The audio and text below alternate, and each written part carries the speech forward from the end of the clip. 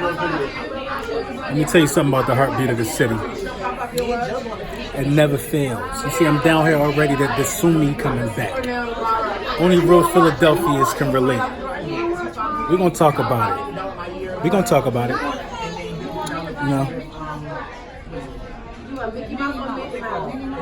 We're gonna talk about it. Lil Brunson back at you with the back at you, and I am the best reporting on the Eagles, man. Look, man, I gotta confess, man. I didn't want to be right about this topic, but it seems like I am right about this topic.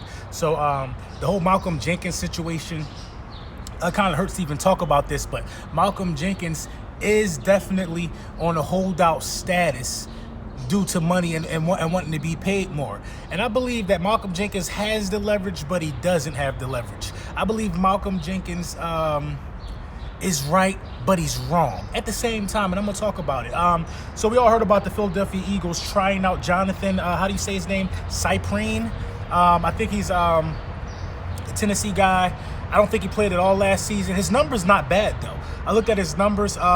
He seems to be a real active safety, but I feel like the Eagles kind of prepared themselves for this without letting us know.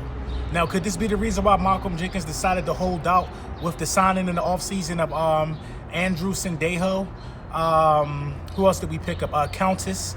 You know what I mean? There's been a lot of stuff happening. Rodney McLeod coming back.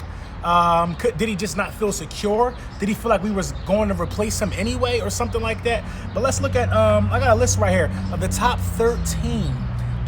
13 highest paid safeties in the game. We're going to talk about this list, and this list is interesting to me. Landon Collins is the highest paid safety in the game, $14 million a year.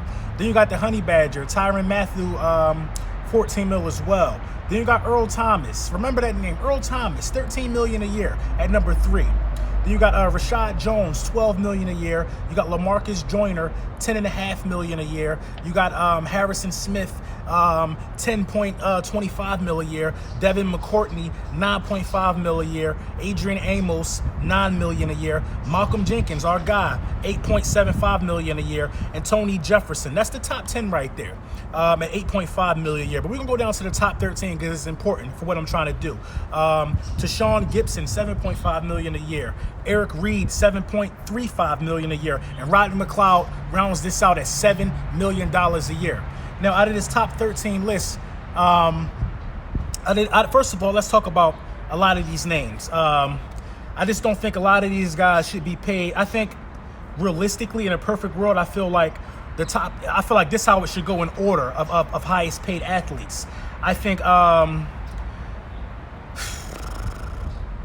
honestly, I think Earl Thomas should be at the top of the list, at number 1 for me.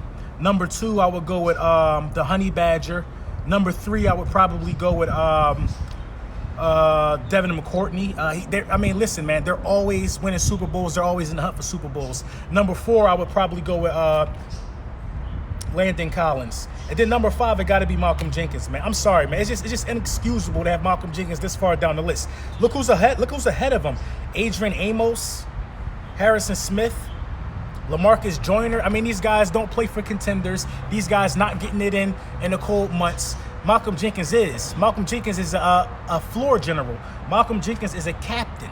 You know what I mean? Malcolm Jenkins deserves to be paid. But you got to look at how the Philadelphia Eagles decided to help take care of Malcolm Jenkins. We got 2 players on this top 13 list.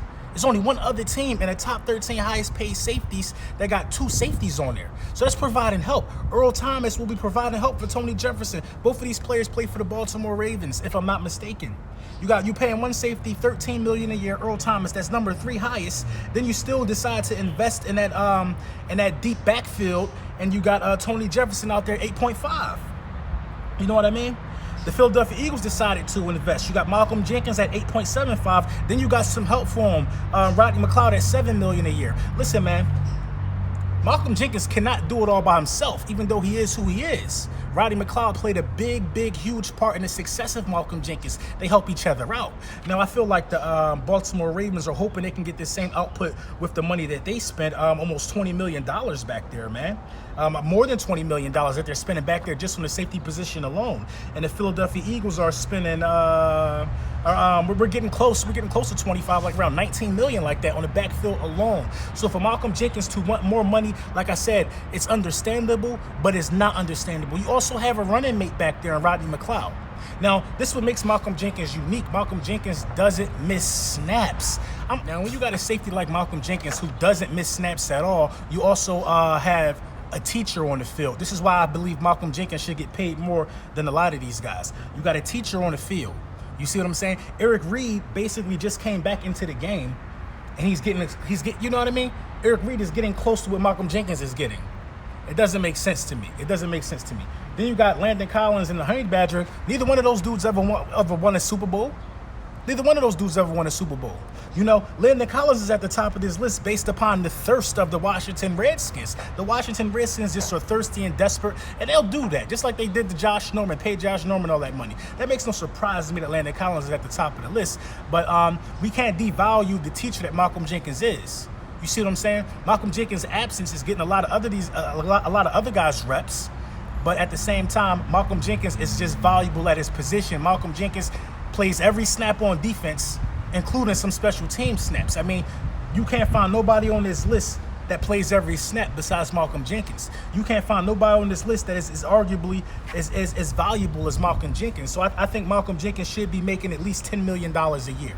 So I feel like they got to work this out, man. They got to work this out one way or another. You know, a lot of people said that, you know, I jumped the gun on a Malcom Jenkins video.